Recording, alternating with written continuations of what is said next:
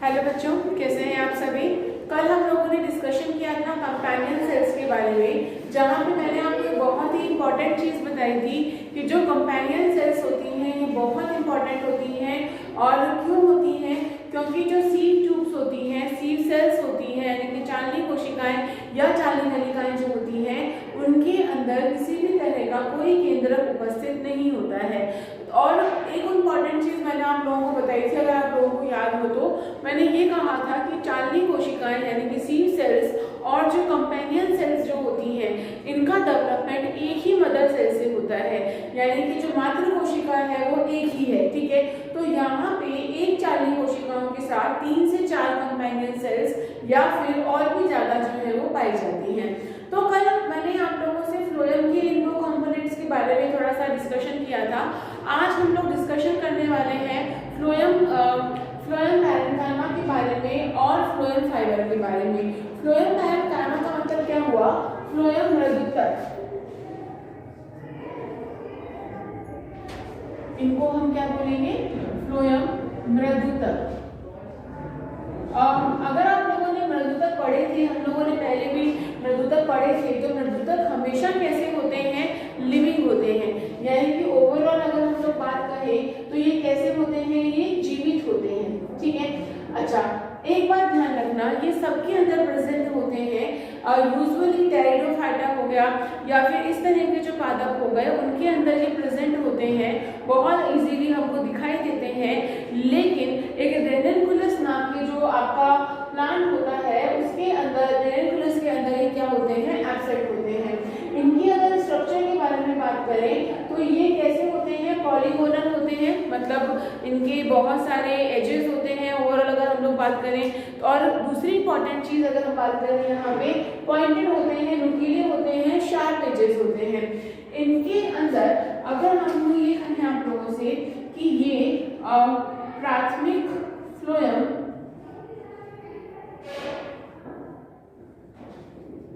और जो द्वितीय फ्लोएम है,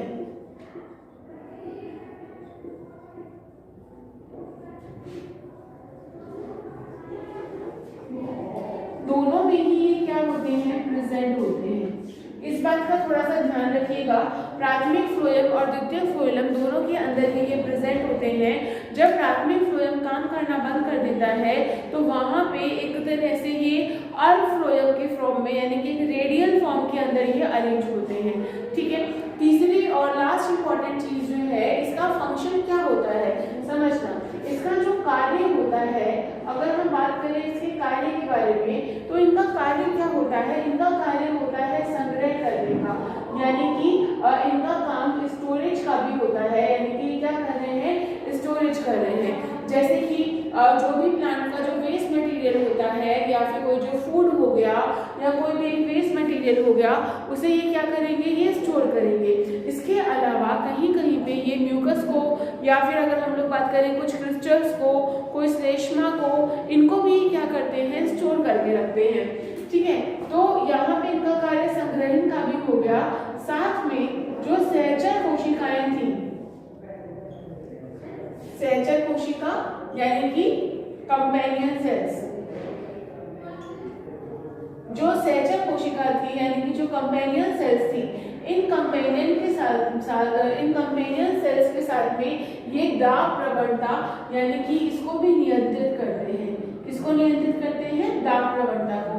बेटा एक बात का ध्यान रखना, फोटोसिंथेसिस हो रहा है, यानी कि प्रकाश संश्लेषण हो रहा है। प्रकाश संश्लेषण तो हो रहा है, बात मान ली आपकी, लेकिन प्रकाश संश्लेषण के बाद खाने का निर्माण हो रहा है।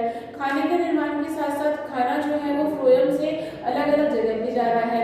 ऐसे ही जो जाइलम है, जाइलम भी क्या कर रहा है? अलग अलग जगहों पे जा रहा है, यानी कि उसका भी डायरेक्शन हो रहा है। ऐसे में पौधे के अंदर एक दाब का बढ़ना जो होता है वो लाजमी होता है। ठीक है, तो उस दाब प्रवणता को नियंत्रित करने के लिए यहाँ पे भी विभिन्न प्रकार की कोशिकाएं होती हैं, जिसमें वन ऑफ द सेल जो है, यानी कि जो आपकी फ्लोएम पैरेन्काइमा है, जो कि जीवित कोशिका है, ठीक है, ये दाब प्रवणता का भी कार्य करती है। ठीक है, तो अगर कोई आपसे ये पूछे कि मृदुतक कोशिकाएं क्या होती हैं, सॉरी फ्लोएम मृदुतक कोशिकाएं क्या होती हैं, तो आप क्या बताओगे? कि जीवित होती है, नेचुरल सी बात है। दूसरी बात जो है यहाँ पे आप क्या बताओगे कि जीवित होने के साथ साथ जो कोशिका भित्ति होती है, क्या इनकी जो कोशिका भित्ति होती है ये किसकी बनी हुई होती है? अगेन सेलुलोज की बनी होती है। इनके अंदर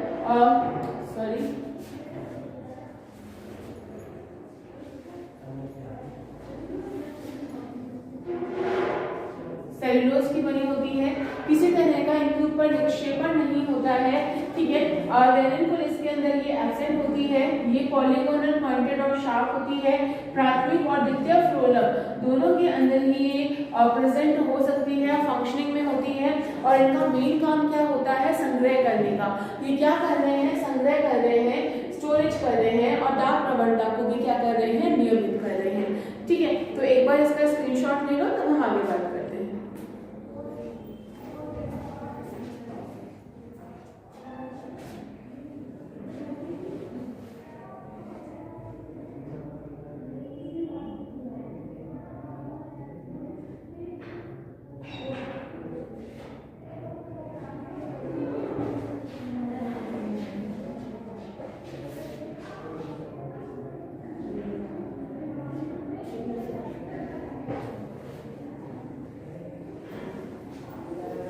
यस, तो हम लोग बात करते हैं फ्लोएम फाइबर्स के बारे में। जो फ्लोएम फाइबर्स होते हैं इनका निर्माण यानी कि ये कहाँ पे उपस्थित होते हैं?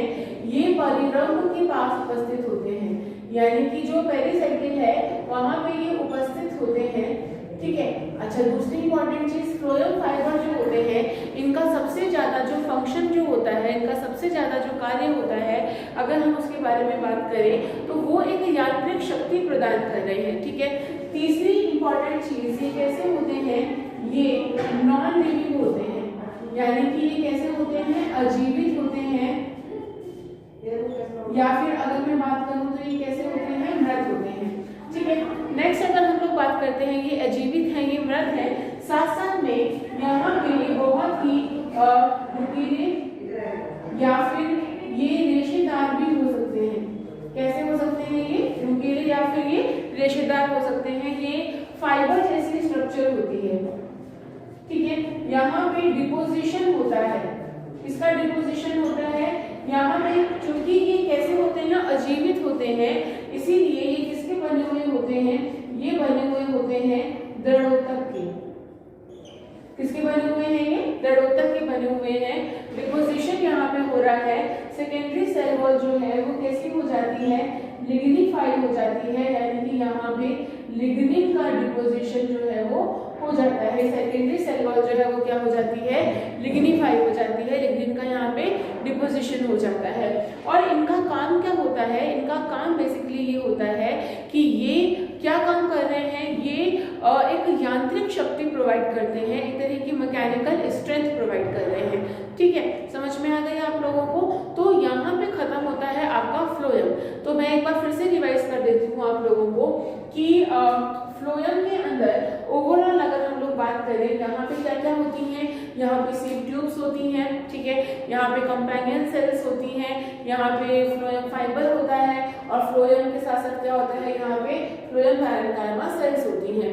सीव ट्यूब्स जो होती हैं वो एक के ऊपर एक अरेंज होती हैं, उनको सीव सेल्स बोलते हैं।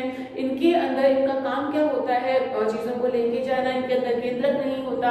अगर आपसे कहें कंपेनियन सेल्स क्या होती हैं तो आप बता सकते हैं कि कंपेनियन सेल्स वो कोशिकाएं होती हैं जो क्या काम कर रही हैं? जो नियंत्रित कर रही हैं, किसको नियंत्रित कर रही हैं?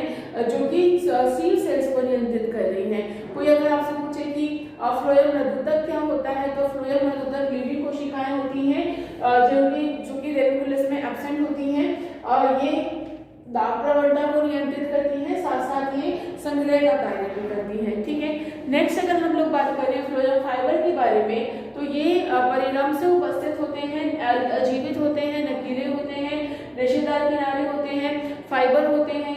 ये यांत्रिक शक्ति प्रदान करते हैं, डिपोजिशन होता है, यहाँ पे दृढ़ोतक का डिपोजिशन होता है, लिग्निफाई होते हैं, और ये लिग्निन से बने हुए होते हैं। इतनी बात आप लोगों को होपफुली समझ में आ गई होगी। तो एक बार इसका भी स्क्रीनशॉट ले लीजिए, तब आगे हम लोग बात करते हैं जाइलम और फ्लोएम नलिका के अंदर अंतर क्या क्या होते हैं।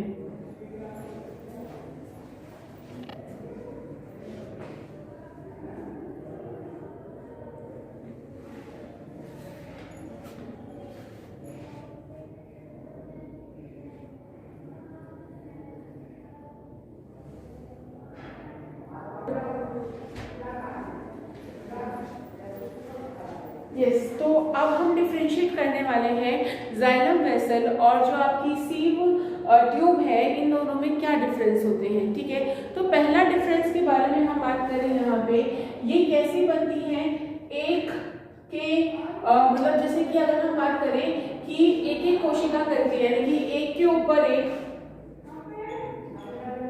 ऊपर एक जो है कोशिका जो होती है वो क्या हो जाती है, व्यवस्थित हो जाती है। कोशिका क्या हो रही है, ये व्यवस्थित हो जाती है, जिनसे क्या बनती है, जाइलम वाहिका बनती है।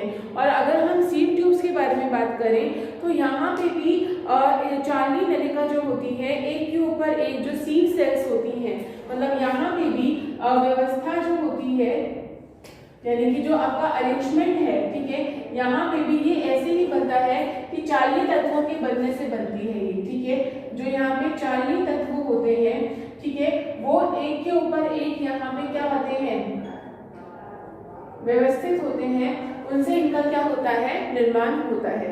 दूसरी अगर हम बात करें, यहाँ पे अनुप्रस्थ पट नहीं होते। ठीक है, अगर हम बात करें यहाँ पे अनुप्रस्थ पट, यानी कि ट्रांसफर सेक्शन जो होते हैं वो यहाँ पे जो बेसिकली सेप्टम जो होते हैं, ट्रांसफर सेप्टम जो होते हैं वो इनके अंदर प्रेजेंट नहीं होते हैं। ठीक है, और यहाँ पे अनुप्रस्थ पट जो होते हैं वो उपस्थित होते हैं।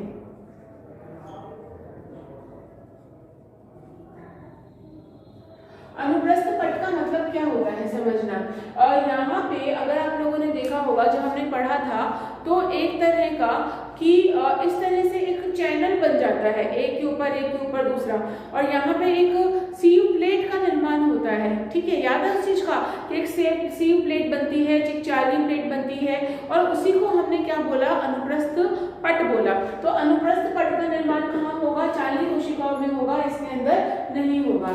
ये किसको लेके जाती है, ये जल का संवहन करती है। किसका संवहन कर रही है, ये जल का। और ये किसका करती है, ये करती है खाद्य पदार्थ का, यानी कि ओवरऑल अगर हम बात करें तो ये जो भोजन पत्तियों में बन रहा है, ये उनका क्या करती है, ये संवहन करती है। जो भोजन पत्तियों में बन रहा है उनका ये क्या करते हैं, संवहन करते हैं। ओवरऑल अगर हम परासरण सांद्रता के बारे में बात करें तो यहाँ पे जल का संवहन हो रहा है, तो परासरण सांद्रता भी कैसी होगी, यहाँ पे कम होगी। ठीक है, तो यहाँ पे परासरण सांद्रता जो है कम होती है। ठीक है, और यहाँ पे परासरण सांद्रता ज्यादा होती है। ठीक है, यहाँ परासरण सांद्रता कम होती है और यहाँ परासरण सांद्रता ज्यादा होती है, क्योंकि ये जो होती है ये क्या कर रही है, ये खाद्य पदार्थों का संवहन कर रही है। इसी वजह से यहाँ पे परासरण सांद्रता जो होती है वो कंपैरेटिवली ज्यादा होती है। नेक्स्ट अगर हम लोग बात करें कि ये जो जाइलम वाहिका होती है, जाइलम वाहिका के अंदर सबसे इंपॉर्टेंट चीज आती है कि ये अजीवित होती है। ये कैसी होती है, नॉन लिविंग। ठीक है, और ये कैसी होती है, लिविंग। ठीक है, ये तो अजीवित होती हैं और ये कैसी होती हैं, जीवित होती हैं। और अगर मैं ओवरऑल बात करूं यहाँ पे, नॉन लिविंग होने की वजह से ये कैसी होती हैं, पारगम्य होती हैं। ये कैसी होती हैं, पारगम्य, यानी कि कैसी होंगी, ये परमिएबल। और ये जीवित है, और जीवित कोशिका कोई सी भी हो वो कैसी होती है, सेमी या सिलेक्टिव पारगम्य होती है। तो यहाँ पे अगर हम बात करें तो ये कैसी होती है, सेमी परमिएबल, या फिर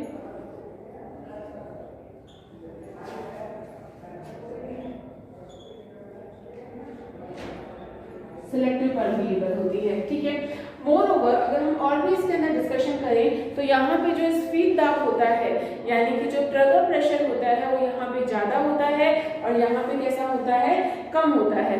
सो ओवरऑल यहाँ पे अगर मैं बात करूँ, एक मेन बात अगर और भी करूँ, यहाँ पे केंद्रक अनुपस्थित होता है। और लेकिन ये कैसी होती हैं, अजीवित होती हैं। लेकिन अगर मैं ये बोलूँगी ये जो वाहिकाएं होती हैं ये मृत होती हैं, अजीवित होती हैं, तो यहाँ पे अगर बेसिक स्ट्रक्चर्स नहीं होती है यहाँ पे, जहाँ पे अगर हम जाइलम वाहिका के बारे में बात करेंगे। अच्छा, तो ये कॉमन डिफरेंसेस मैंने आप लोगों को बताए हैं जाइलम वेसल्स और फ्लोएम सीप ट्यूब्स के बारे में मैंने कॉमन आप लोगों को डिफरेंसेस बताए हैं। ये डिफरेंसेस एग्जाम्स के अंदर यूजुअली पूछे जाते हैं। यहाँ पे इन डिफरेंसेस के बारे में जब भी आप कुछ भी डिफरेंसेस के बारे में बताते हो तो उनका आधार जरूर लिखा करो, ठीक है। मैंने तो यहाँ पे भी ऐसे ही लिख दिए हैं, लेकिन जब भी आपसे डिफरेंसेस पूछे जाएंगे तो आप आधार लिखिए कि व्यवस्था कैसी है, अनुप्रस्थ कट कैसा है, संवहन किसका करेंगे, परासन सान्द्रता क्या होती है, जीवित के आधार पे या फिर पारगम्यता के आधार पे। तो इसके आधार पे अगर आप डिफरेंशिएट करोगे तो वो थोड़ा एक बहुत ही अच्छे से ज़्यादा प्रेजेंटेबल लगता है, सामने वालों को देखने में अच्छा लगता है और हमें मार्क्स भी ज़्यादा मिलते हैं। अच्छा, इसी बीच में एक तरह की कोशिकाएं और होती हैं जिनको हम ट्रांसफर कोशिकाएं बोलते हैं, स्थानांतरण कोशिकाएं होती हैं बोलते हैं, जो बीच में होती हैं जाइलम या फ्लोएम के, और उनका बेसिक काम क्या होता है, स्थानांतरण का होता है। चाहे वो पोषक तत्व हो चाहे वो पानी हो, वो क्या कर रही है, उसको स्थानांतरित कर रही है। तो यहाँ पे आपका ये टॉपिक फिनिश होता है जहाँ पे हमने जाइलम या फ्लोएम के बारे में बात करी थी। अब हम बात कर मतलब यहाँ पे हमने कॉम्प्लेक्स टिश्यूज के बारे में हम लोग बात कर रहे थे, तो ये टॉपिक यहाँ पे फिनिश हो जाता है। अब हम अपने अगले वीडियो के अंदर बात करेंगे स्रावी ऊतकों के बारे में, जहाँ पे हम डिस्कशन करेंगे किसके बारे में कि स्रावी ऊतक यानी कि सिक्रेटरी टिश्यूज क्या होते हैं। तब तक के लिए अपना बहुत बहुत ध्यान रखिए। Thank you so much for watching.